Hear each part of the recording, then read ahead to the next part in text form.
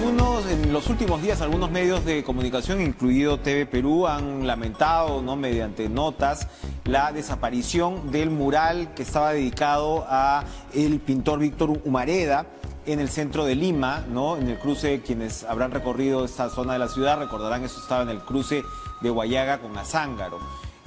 Pues bien, la Municipalidad de Lima ha respondido vía comunicado que lo que ha ocurrido es que este inmueble sufrió un incendio, ¿no? Y que, porque esto pues había sido parte del proyecto Pinta Lima, ¿no?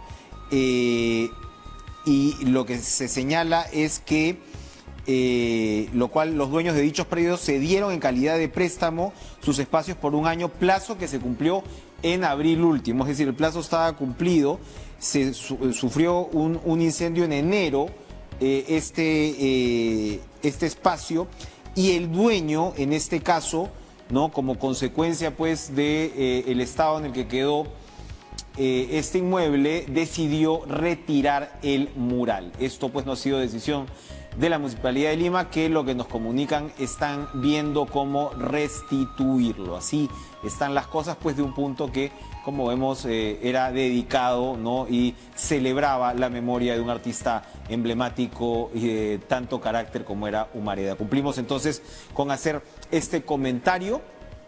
¿Vamos a ir una pausa más o seguimos, señor productor? Seguimos, porque hay muchas esperanzas, noticias y también hay que decirlo también algunas contradicciones con lo que tiene que ver con la esperadísima vacuna del coronavirus. Vamos a conversar con Antonio Prato, ingeniero industrial, por supuesto integrante del Comando Vacuna, a quien le agradecemos su presencia.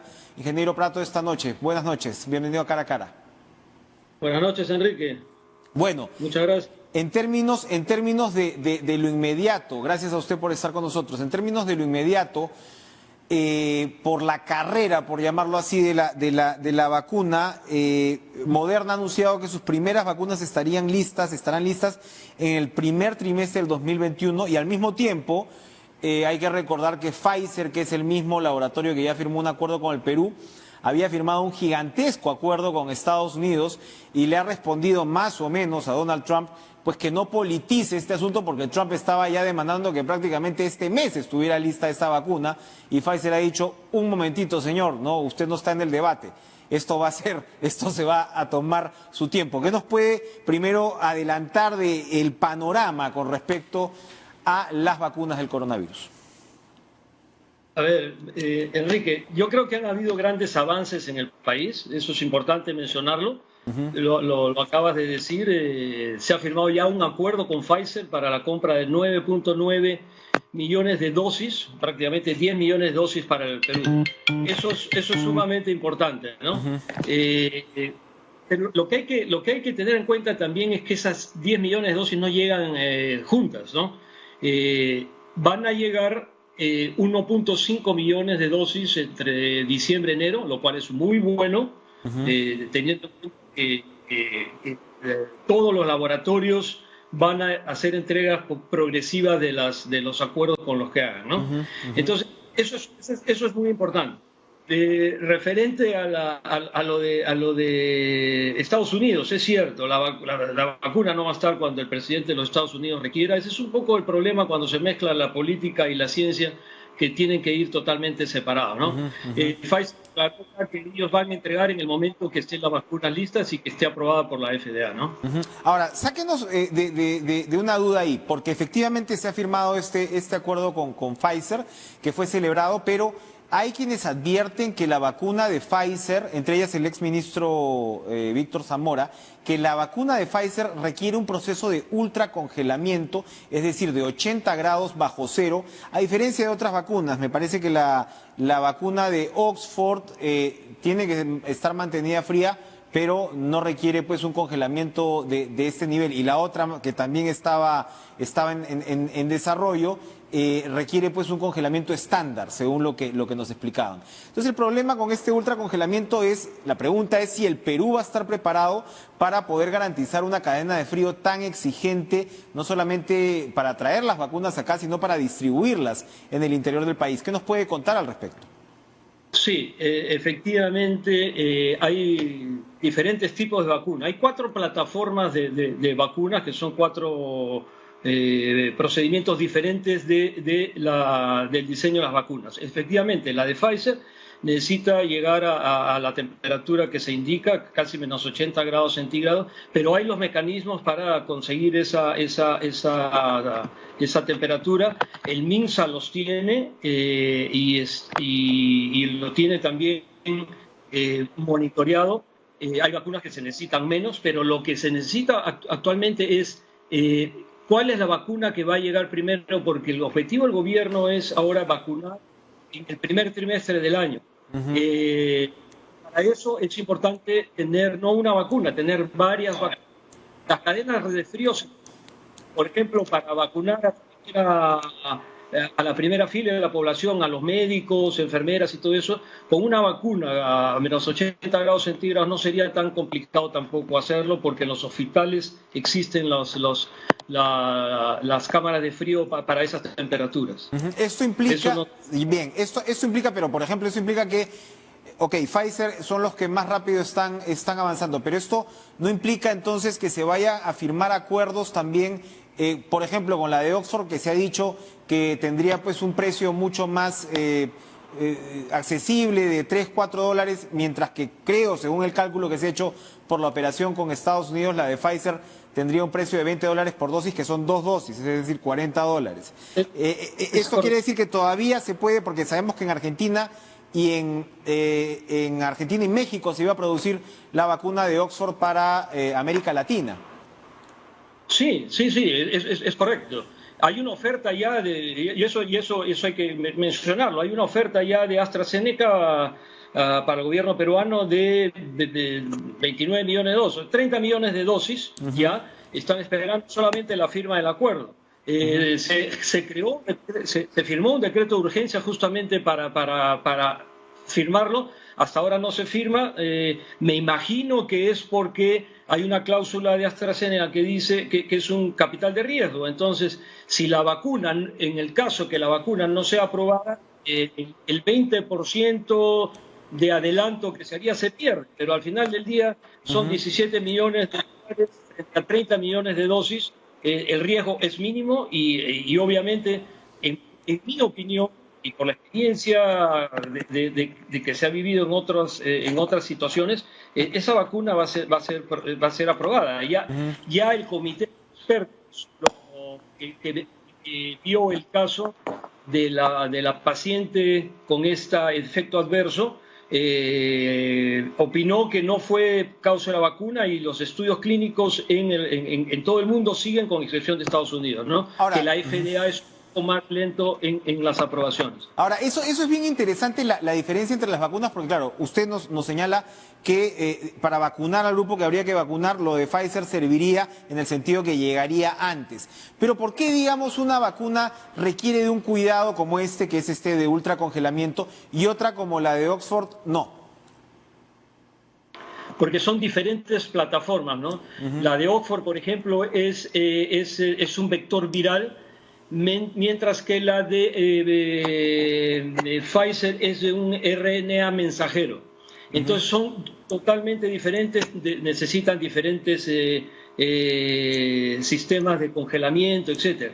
Pero el problema no está tanto en la cadena de frío, el problema está en la cantidad de dosis. Por eso nos insistimos en que hay que firmar más acuerdos para poder vacunar los 6 o 7 millones de personas que se necesitan vacunar en el primer trimestre del año. Estamos solamente ahora con un acuerdo con Pfizer, que es 1.5 millones de dosis, que sirve para vacunar a 750.000 personas. Entonces, se necesitan más acuerdos.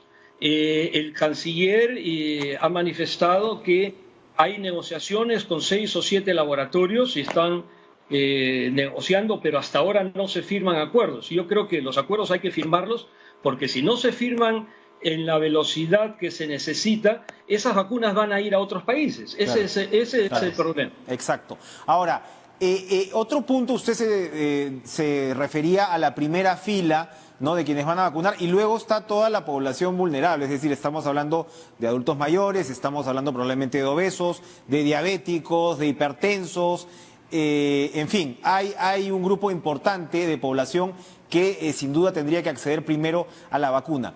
Y la pregunta también es, en las limitaciones del Estado peruano, ¿qué tan organizados, por ejemplo, estamos con las bases de datos para poder ubicar a toda esa población? ¿Qué se sabe de lo que se está trabajando al respecto? Que por supuesto nos imaginamos también es responsabilidad del sector salud.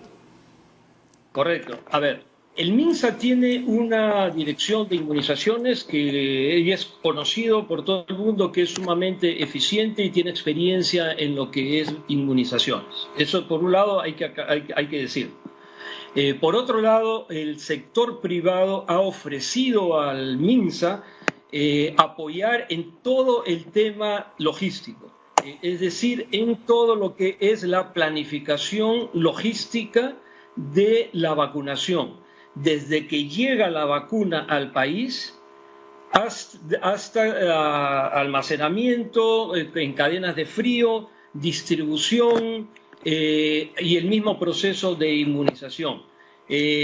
También ha ofrecido un sistema de geolocalización. Hay una empresa privada que ha ofrecido un sistema de geolocalización donde se puede ubicar a las personas en los sitios más alejados del país. Y hay que tener en cuenta que si son 2 dosis, la mayoría de las vacunas hoy día van a ser 2 dosis, por lo menos las primeras que salgan, hay que ubicar a la persona y después de la primera vacuna hay que ubicarla nuevamente dentro de 3 semanas para ponerle la segunda dosis. Entonces eso es un poco complicado, la logística se complica un poco por el hecho de ser 2 dosis. Entonces, en ese sentido, el sector privado ha hecho una oferta al MINSA en todo el tema logístico. Perfecto. Bueno, vamos a seguir con mucha atención este tema. Vamos a ir a una pausa y regresamos con Antonio Prato, integrante del Comando Vacuna, porque lo otro que además le quiero preguntar, la logística es efectivamente de tal naturaleza que de cuántos millones de jeringas y de agujas estamos hablando. Esto es un operativo realmente que no creo que tenga precedentes. Vamos con Antonio Prato, integrante del Comando Vacuna, y efectivamente, señor Prato, hoy se ha conocido que el doctor Albert Bourla, que es el jefe ejecutivo de Pfizer, le ha mandado pues una nota a los empleados del laboratorio diciendo que de ninguna manera la compañía sucumbirá a la presión política, en alusión, ¿no?, a, bueno, lo que vimos en realidad ayer, creo, o anteayer, ya no sé, ya se me cruzan los días, en el accidentadísimo debate, ¿no?, estadounidense, anteayer fue esto, ¿no?, donde Trump dijo que él había hablado pues con los jefes de los laboratorios y que la cosa iba ya a salir, pero bueno, aquí de todas maneras, a pesar de que Pfizer ha planteado el cronograma más ambicioso, incluso, ¿no?, entre estos laboratorios, pues incluso así sería, como decíamos antes, realmente peligroso apresurar, ¿no?, este proceso. Otro de los puntos que me interesaba comentar con usted, porque realmente lo que va a venir es un operativo logístico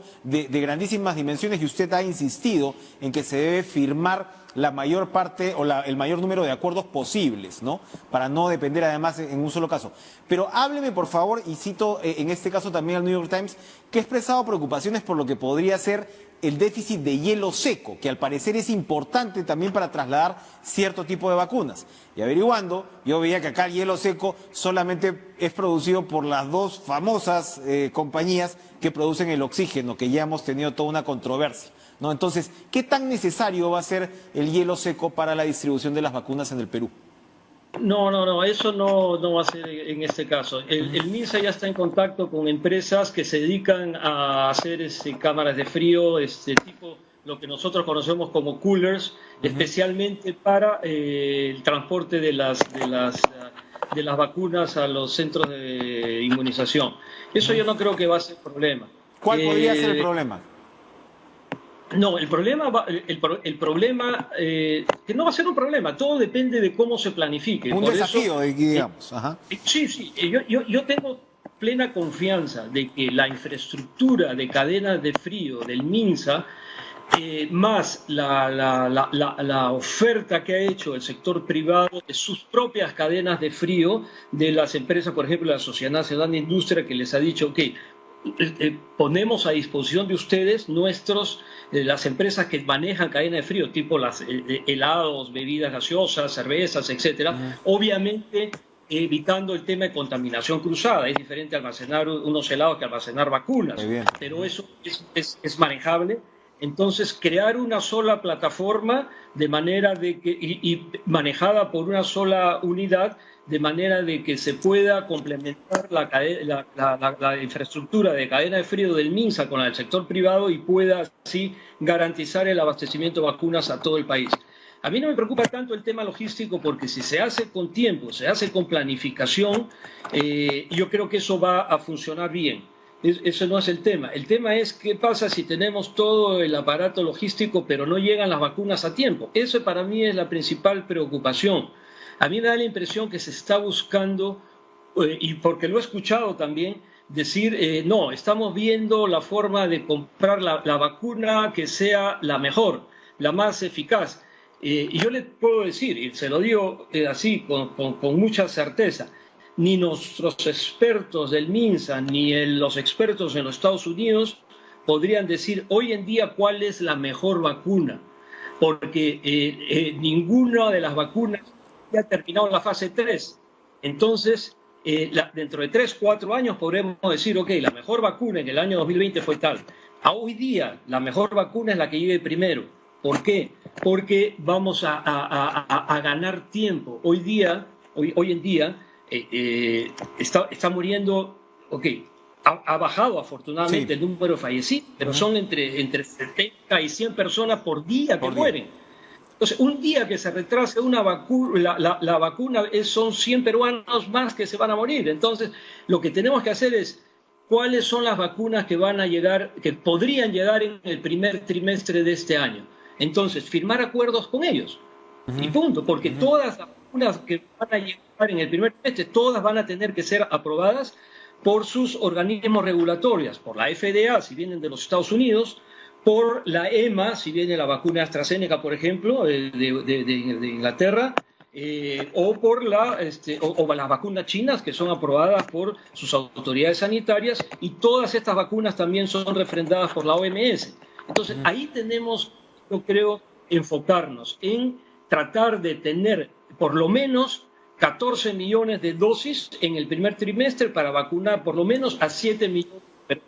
Ese es el objetivo del gobierno y hacia eso tenemos que apuntar. Cuando hablamos de 14 millones de dosis para 7 millones de vacunas, y efectivamente la Agencia Europea de Medicamentos acaba de anunciar que va a realizar una revisión acelerada en el caso de la de Oxford AstraZeneca. Cuando hablamos de 7 millones de vacunas, ¿en cuánto tiempo, si es que nos referimos pues a toda esta población vulnerable y por supuesto, primero que todo al personal médico que está en primera línea, ¿en cuánto tiempo se podría desplegar un operativo con esas características? ¿En cuánto tiempo podemos vacunar a estas 7 millones de personas en suma? Hay experiencias en el país donde se han vacunado a más de 10 millones de personas en 1 o 2 meses. Eso, ya se ha hecho en el país eso, ya tienen la experiencia. Y sobre todo, para la primera fila, sobre todo, yo creo que va a ser más sencillo, porque el objetivo está en los hospitales, en la clínica, ahí hay infraestructura de salud, hay infraestructura de cadena de frío y va a ser mucho más fácil la inmunización. La segunda etapa ya probablemente va a ser más complicada cuando hay que ir ya no a la población vulnerable, sino ya a la población, digamos, que está en condiciones normales, la población más joven, donde hay que ya ir a los centros a las diferentes localidades, a donde tiene que estar la gente donde se va a vacunar. Pero la primera etapa yo creo que va a ser más sencilla.